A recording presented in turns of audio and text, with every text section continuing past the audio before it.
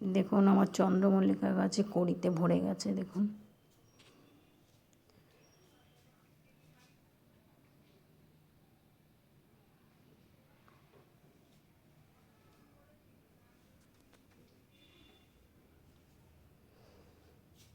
এই লাঠিগুলো আপনারা দেখতে পাচ্ছেন।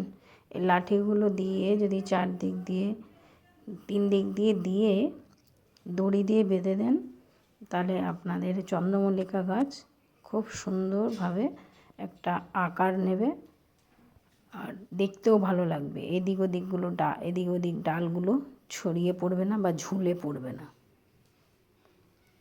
আমি যেরমভাবে বেঁধেছি সেরমভাবে যদি আপনারা বেঁধে দেন, চন্দ্রমল্লিকা গাছ সোজা হয়ে দাঁড়াবে। না হলে চন্দ্রমল্লিকা গাছের ডাল দেখবেন সবসময় মাটির দিকে ঝুলে পড়ে যায়।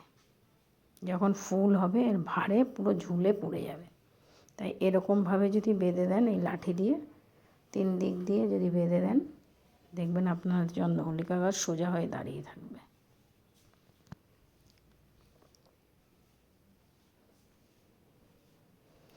দেখতেও তাতে সুন্দর লাগবে, ফুলগুলো সুন্দরভাবে ফুটবে।